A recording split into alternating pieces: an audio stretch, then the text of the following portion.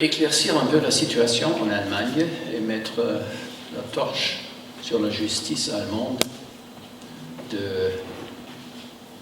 de l'époque après-nazie. Un homme de 100 ans est jugé en Allemagne en octobre 2021. Cet homme, Josef Schütz, est jugé dans la ville de Brandenburg, près de Berlin, accusé d'avoir participé sciemment et volontairement au meurtre de 3500 personnes en tant que garde SS du camp de concentration de Sachsenhausen. Vous connaissez les noms. Alors, il avait 100 ans. Il n'est pas le seul accusé extrêmement âgé et à être jugé par les crimes commis pendant la période nazie. Irmgard Feuchner, 85 ans, ancienne secrétaire du camp de concentration de Stutthof, pas Struthof, Stutthof, c'est en Prusse orientale, est condamnée en 2022, il y a 3 ans, pour complicité de meurtre de 10 000 personnes à une peine de 2 ans d'emprisonnement avec sursis. Elle avait 18 ans à l'époque et elle est morte cette année, en 2025. Parmi les autres cas récents, John Demjanjuk, un Ukrainien, 89 ans en 2009, Oskar Gröning, surnommé le comptable d'Auschwitz, déjà nommé par Francine, 93 ans en 2015, Johann Rehbogen, 83 ans en 2018, Bruno D., 83 ans en 2019 et encore d'autres. Certains, comme Feuchner, sont jugés par les tribunaux pour mineurs en raison de leur jeune âge au moment des crimes présumés. Je voulais dire, je mets maintenant la lumière sur la justice allemande. L'histoire de la poursuite judiciaire des crimes nazis est longue et très complexe.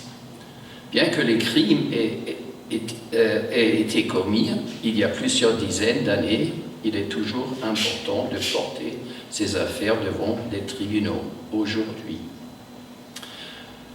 Jetons un regard dans l'histoire. Le 13 janvier 1942, les gouvernements alliés ont annoncé, alors alliés, les Russes, les Français, les Américains et les Anglais, alors les Russes aussi. Il faut l'accentuer. Ils ont annoncé que l'un de leurs principaux objectifs de guerre était de punir par la voie d'une justice organisée tous les individus étant rendus coupables de crimes de guerre et de l'impunité. Günther? Après la défaite du régime nazi, outre la création du tribunal militaire international à Nuremberg, les Alliés ont organisé, alors après Nuremberg, un certain nombre de procès pour des crimes commis contre des prisonniers incarcérés dans les camps de concentration spécifiques sur le sol allemand, pas sur le sol polonais ou tchèque ou ailleurs. Alors notamment Buchenwald, Mauthausen, Dora Mittelbau, Flossenbürg, Bergen-Belsen, Dachau, on a été, Jean-Louis, Ravensbrück et Sachsenhausen. Les personnes jugées étaient des SS, des médecins, des gardes et d'autres membres du personnel. Terrible. Dans la zone américaine, c'est dans le nord de l'Allemagne, dans la Rhénanie et puis la Bavière, 1500 membres des équipes de garde ont été condamnés, dont 324 à mort. Dans la zone britannique, qui comprenait également les équipes de garde de Natzweiler-Struthof, parce que le camp de concentration de Natzweiler-Struthof a été transféré par les nazis dans la zone britannique, c'est la raison, et Kramer a été a été arrêté dans la zone britannique. Plus de 1000 personnes ont été condamnées, dont 240 à mort.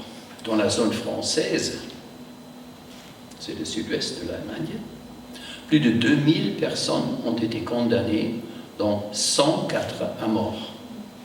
En Belgique, au Danemark, au Luxembourg, aux Pays-Bas et en Norvège, 507 personnes ont été jugées, dont 64 condamnées à mort. Je parle maintenant toujours des Alliés. C'était des tribunaux des Alliés.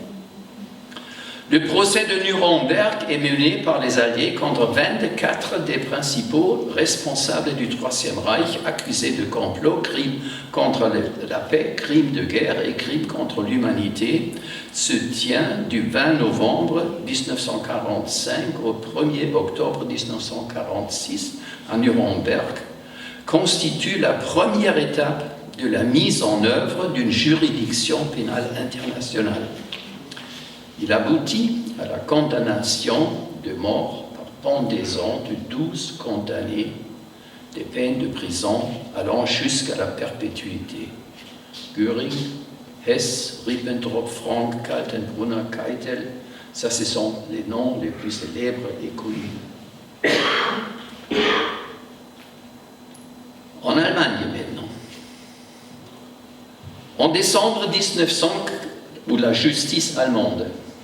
En décembre 1945, le Conseil de contrôle allié, aussi les soviétiques inclus, ont donné aux tribunaux allemands l'autorité légale de poursuivre les crimes nazis commis contre des citoyens allemands, mais ils devaient suivre des dispositions alliées. Ce n'est qu'après la création des deux États allemands, en 1949, que les tribunaux allemands ont été libérés de cette supervision des Alliés. L'Allemagne n'était pas encore libre. Le gouvernement, aussi les parlements, les communes, l'administration étaient sous le contrôle des Alliés.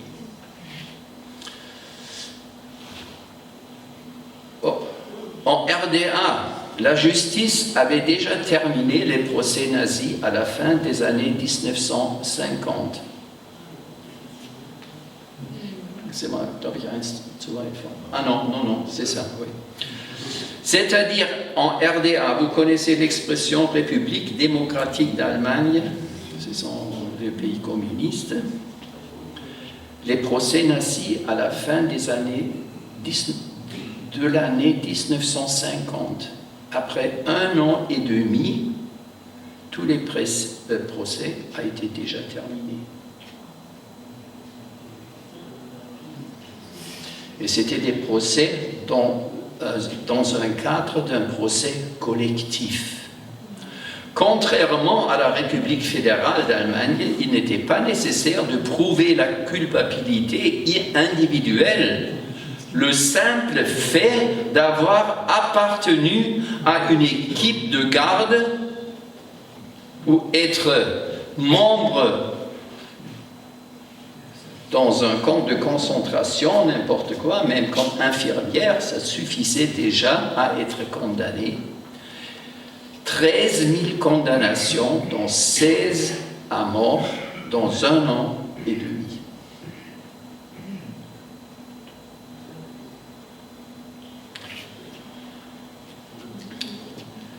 Dans la République fédérale allemande, à la fin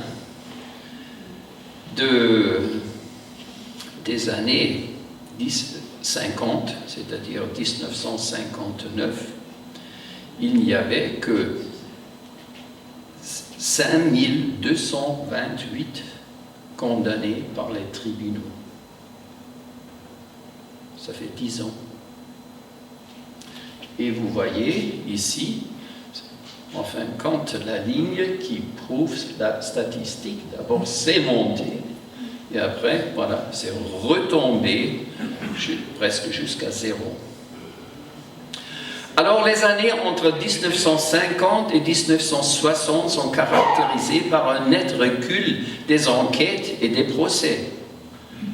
Et au lieu de cela, on assiste à des campagnes d'amnistie et de réduction de peines antérieures, même de peines antérieures, souvent menées par des anciens nazis de haut rang et soutenus par des politiciens conservateurs ou de la droite. J'en parlerai encore. Je vous conseille vraiment de lire le livre de Géraldine Schwartz, Les Amnésiques. Elle nous montre dans son livre, c'est une Française qui avait une mère française et un père allemand. Elle nous montre dans son livre vraiment une génération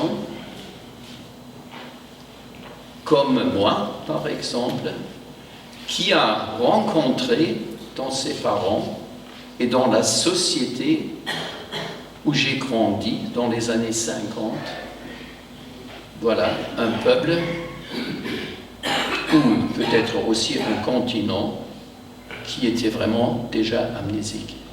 Je vous conseille de lire ce livre, ça existe en français, Géraldine Schwartz, Les Amnésiques, pour les Allemands entre vous, mais ce sont peu die Gedächtnislosen.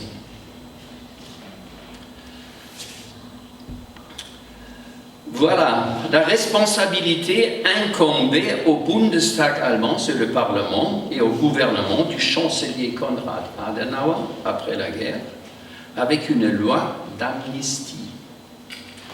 En 1951, les politiciens allemands ont demandé aux Américains, c'était entre guillemets la nouvelle génération des hommes politiques après-guerre allemands, ont demandé aux Américains de gracier les condamnés à mort, car la peine capitale avait été abolie dans la Constitution allemande. De plus, cette geste de grâce serait une condition pour le réarmement de la République fédérale, parce qu'il y avait la guerre froide. Et il y avait aussi la guerre de Corée. Alors, en fin de compte, ils ont fait chanter les Américains. Il n'y avait plus aucun meurtrier en détention condamné par les Alliés, sauf Rudolf Hess. Et Rudolf Hess, il était, vous le savez, à Spandau, dans la forteresse, jusqu'à la fin de sa vie. Depuis 1951, il existait également une loi qui autorisait les anciens nazis à rentrer de nouveau dans une fonction publique, y compris les terribles juges qui, d'ailleurs, pendant les procès, n'avaient aucun intérêt à faire de la lumière sur le passé. Mais je parle de toutes les fonctions, l'administration, des proviseurs.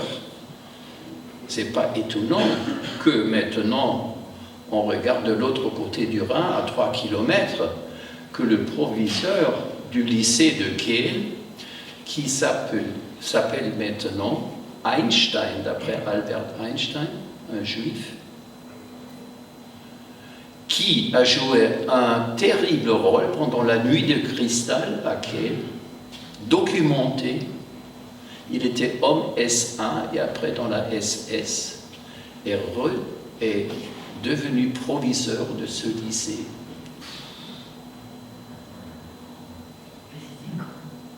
C'était quand? C'était dans les années 60 jusqu'à... sa retraite était 1974 ou 75.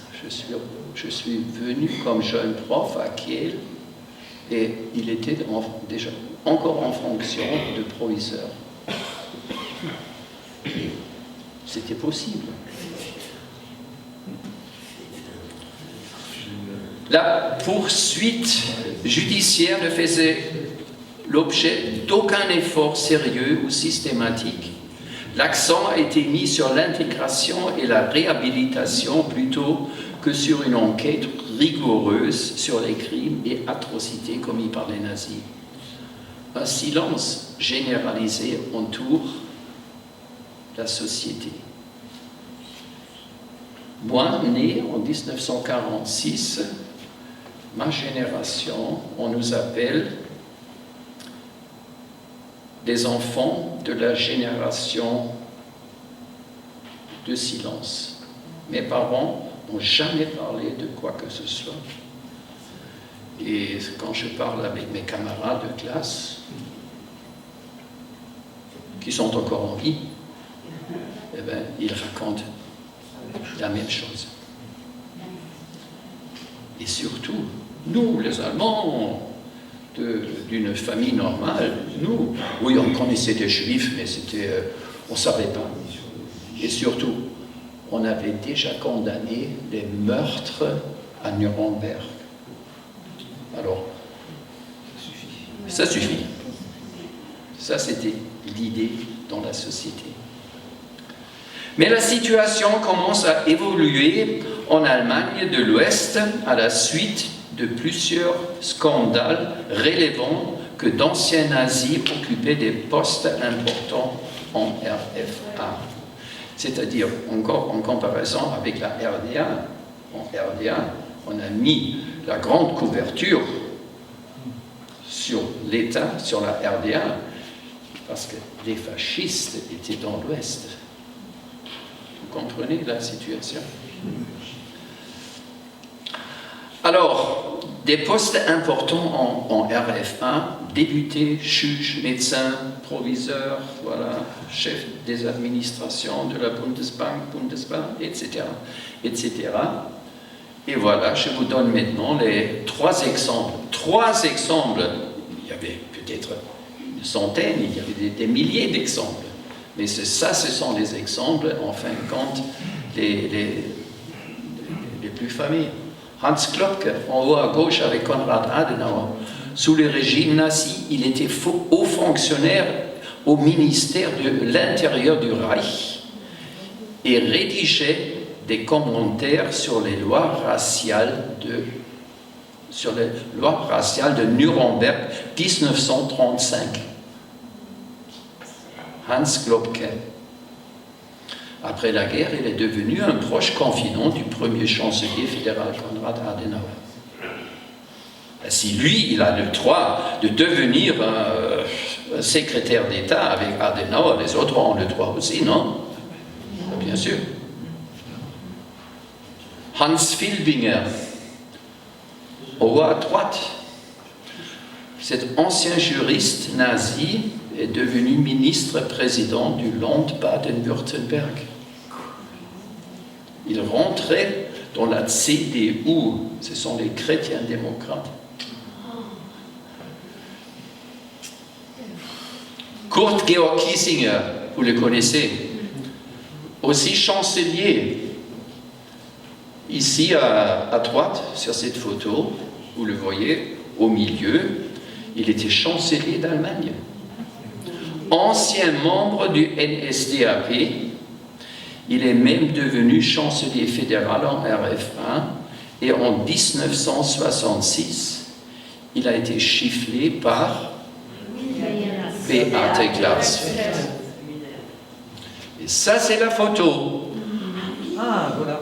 Hein, c'était un congrès des chrétiens démocrates et elle s'approchait vers la tribune, qu'entouraient les grandes personnalités et de derrière, elle lui donnait une gifle et après, elle se retrouvait en prison. Alors, vers la fin des années 1950, plusieurs nouveaux procès ont mis en lumière les horreurs et l'ampleur des atrocités nazies. En octobre 1958, l'Office général d'enquête sur les crimes violents du national-socialisme a été mis en place dans la ville de Ludwigsburg, c'est près de Stuttgart, par le ministère de la Justice, ce qui a entraîné une augmentation rapide du nombre des enquêtes. Enfin, ça a été centralisé. Suite au procès d'Alfred Eichmann à Jérusalem en 1961, Hannah Arendt a été déjà dit, télévisé et diffusé dans le monde entier et au procès d'Auschwitz à Francfort, je vous en parlerai tout de suite, l'Holocauste ressurgit dans le débat public et politique. La jeune génération allemande, comme moi, on a commencé à révéler, on ne voulait plus rien croire, et on commence à s'interroger sur la manière dont son pays a géré le passé. Tout a été filmé. Comme il était interdit aux juges et aux procureurs allemands de se rendre en Pologne, c'était interdit. Et qui interdit ça?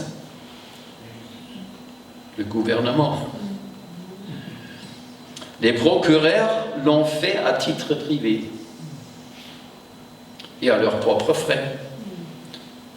Et là, ils ont découvert Auschwitz et l'entourage, et le chemin de fer, et les camps, et les usines, et les carrières, etc., etc.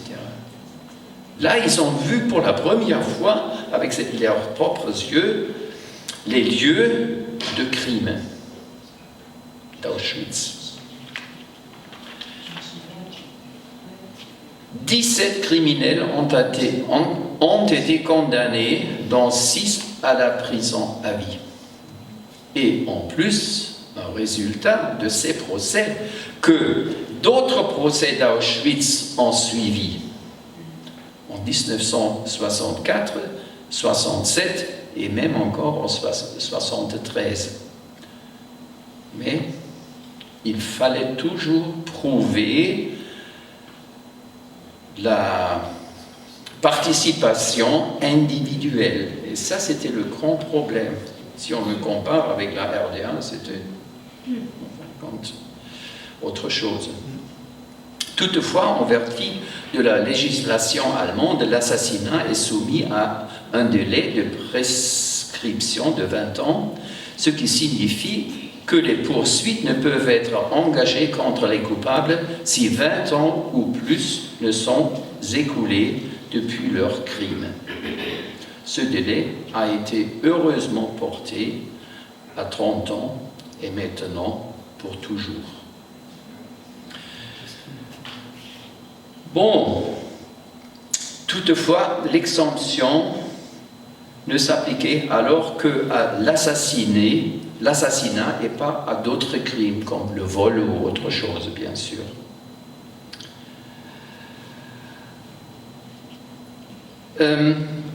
Les tribunaux exigent donc des procureurs qu'ils présentent des preuves de l'implication directe des suspects dans un assassinat spécifique. Cela signifie que de nombreux gardes SS ordinaires, hommes ou femmes, dont les noms et adresses étaient connus, n'ont pas pu être inculpés car il n'y avait pas assez de preuves suffisantes de leur implication directe. Il n'est donc pas surprenant qu'aucun membre, aucun juge nazi du terrible tribunal du peuple à Berlin, Volksgerichtshof, vous avez déjà entendu cette expression? Non? Alors par exemple, Volksgerichtshof est lié au nom Freisler, c'était le président, et par exemple les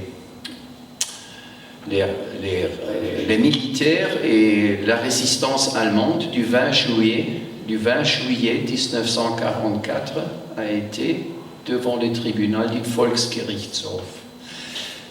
Les gens de la résistance de Strasbourg étaient aussi à Berlin devant le Volksgerichtshof. C'est la plus grande instance et elle était l'instance judiciaire nazie la plus terrible. Ils ont je ne sais pas combien de milliers d'hommes condamnés à mort, surtout très connus par le 20 juillet 1944. C'était la résistance de Stauffenberg. Vous avez déjà entendu ce nom sûrement. Alors, aucun membre de ce tribunal a été jugé. Il n'y avait pas que les juges, il y avait aussi d'autres dans ce Volksgerichtshof. Aucun juge militaire, comme Filbinger, a été condamné définitivement. Les juges militaires ont condamné 50 000 personnes à mort. Ça suffit. Ça suffit. Alors, je connais des cas de quel, par exemple. Alors maintenant, ce n'est pas la justice après-guerre, c'est la justice pendant la période nazie. Il y a un monsieur de quel qui avait congé pendant la guerre. Il est rentré à Kehl, voir ses copains. Bien sûr, on était dans un restaurant, dans un Gasthaus le soir. On a bu de la bière et à la fin, il disait « Ah, la guerre est terminée, voilà, on a perdu la guerre. Hitler devrait arrêter la guerre, ça ne sert plus à rien. » Un autre l'a dénoncé, bien sûr, camp de concentration et condamné à mort. Parce qu'il s'est montré contre Hitler et contre ce système de guerre. Si facile. Condamné par le Volksgerichtshof. Alors, il ne faut pas aller loin en Allemagne. Il ne faut pas aller à Francfort ou à Munich ou à Berlin ou ailleurs. Ça suffit d'aller de l'autre côté du Rhin. Voilà. Alors, de nombreux commandants de camps de concentration, tels que Höss, Kramer et d'autres, ont été condamnés par les Alliés et d'autres pays, mais à l'exception de Franz Stangl, que vous voyez ici, commandant de Treblinka. Aucun commandant de camp de concentration n'a été condamné par un tribunal allemand. Franz Stangl a pu s'enfuir au Brésil à l'aide du Vatican, où il a été découvert par Simon Wiesenthal. Extradé vers l'Allemagne en 1967 et condamné à la prison à vie en 1970. Le commandant du camp de concentration de Groß-Rosen, Johannes Hassebrock, a été jugé à 2 reprises en 1967 et 1970, mais en raison du manque de témoins et de documents, on ne pouvait pas prouver qu'il a tué personnellement quelqu'un. C'était ses soldats, mais il a donné l'ordre. Il n'a pas pu être reconnu coupable de meurtre, mais seulement l'homicide involontaire. 7 criminels et meurtres SS du camp de concentration de Belzec, où 6000 juifs ont été gazés, ont été acquittés en 1964 par la cour d'assises de Munich pour contrainte par ordre supérieur.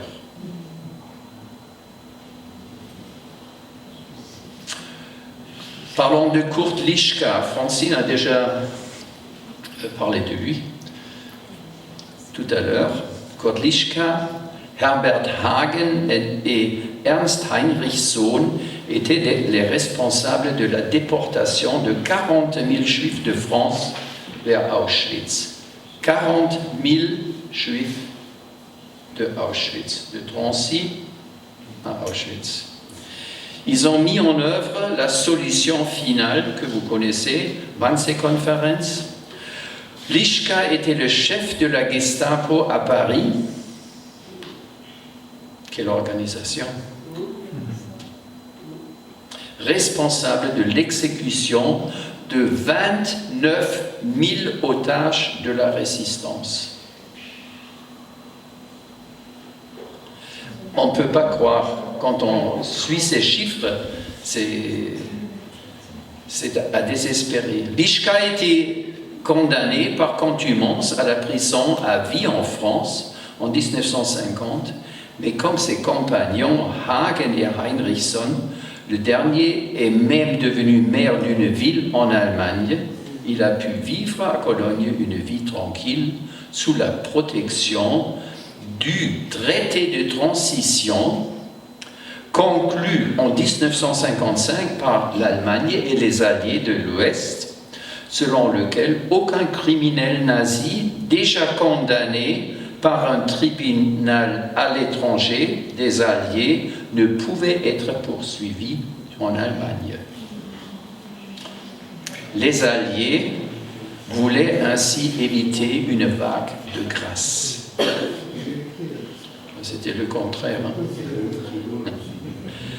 Lischka et ses camarades ont également été protégés par le député Ernst Achenbach, que vous voyez ici à droite, qui était un responsable dans l'ambassade nazie à Paris, qui faisait déporter 1943 2000 juifs à Auschwitz en revanche d'une action de la résistance française.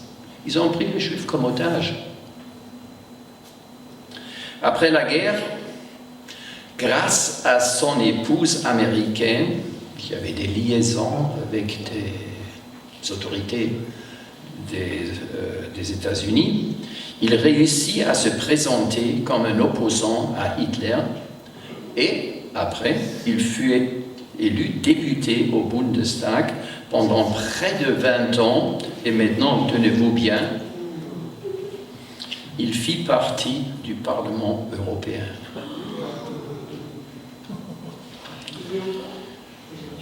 Non, il protégeait son collaborateur, l'emmener en France. Il y a même des photos dans la presse d'aujourd'hui. Mais leur tentative échoua. Et, encore une fois, 1974, Beate Glasfeld fut condamnée à 2 mois de prison, mais le chancelier fédéral Helmut Schmidt, social-démocrate, et Valéry Giscard d'Estaing intervenus et Achenbach fut remplacé. En 1974, la loi de transition fut modifiée. Lischka, Hagen et Heinrichson furent traduits en justice et après un procès de 3 ans, condamnés à des peines de prison. Tout comme les juges nazis n'ont pas été condamnés par les tribunaux allemands, les responsables de la Deutsche Reichsbahn, chemin de fer, n'ont pas été traduits en justice et punis. Non plus les gens qui ont fabriqué le cyclone B, non plus. Bien qu'ils aient, alors les responsables de la Reichsbahn, là il y a aussi des noms, bien qu'ils aient transporté au moins 3 millions de personnes vers Auschwitz ou les autres camps d'extermination. La tentative de traduire en justice le secrétaire d'État au ministère de Transport du Reich nazi, Albert Ganzenmüller, pour complicité de meurtre a échoué. Ganzenmüller avait en effet veillé, même en période de guerre très difficile, Stalingrad, où l'armée allemande a eu besoin des moyens de transport de grands chiffres, à ce que Himmler dispose d'un nombre suffisant de trains de déportation.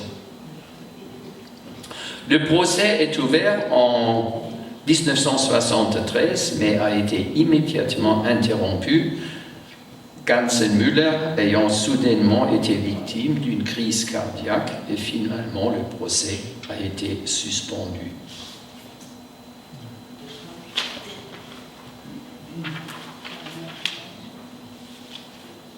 Au total, Presque 7000 hommes et femmes ont été condamnés dans le cadre de 60 000 procès en République fédérale allemande. Alors, un dixième. Si l'on ajoute les condamnations prononcées par les alliés occidentaux, la RDA, l'Autriche, la Yougoslavie et l'Union soviétique, on arrive à un total de 80 condamnations. Mais les 7000 condamnés en République fédérale sont disproportionnés avec les 1,3 million de membres de la NSDAP, de la SA, la SS, la Gestapo, la sécurité nationale, etc., etc. Le directeur de l'autorité et de l'Office central d'enquête sur les crimes violents du national-socialisme à Ludwigsburg peut être cité. Le traitement juridique du passé nazi doit être considéré comme insatisfaisant, mais le reproche ne peut être attribué uniquement à la justice. La responsabilité principale incombe au gouvernement et aux législateurs qui, jusqu'au procès de Francfort, ont empêché la justice allemande d'agir par crainte de découvrir les noms de personnes qui avaient retrouvé un pouvoir et un prestige en République fédérale. Là, vous avez une graphique. Ça, ce sont les nombres, les années, les nombres des députés dans le Parlement allemand, le Bundestag, depuis 1949 jusqu'au 13e Bundestag. Et vous voyez, en dessus, vous voyez les chiffres. Les chiffres indiquent le nombre des national-socialistes qui étaient comme députés dans le Bundestag, repartis sur tous les partis politiques, soit chez les socialistes, chez les chrétiens démocrates, chez les libéraux, même dans les communistes aussi. Et vous voyez par exemple, là, le 4e, 5e Bundestag, le 4e, il avait 509 membres ensemble, il y a 129 députés qui étaient actifs dans le Troisième Reich. En fin de compte, l'ombre tombe sur la législative et sur le gouvernement. Bien sûr, il y avait aussi des juges qui étaient nazis déjà pendant le Troisième Reich et de nouveau dans la République fédérale. Merci beaucoup pour votre patience.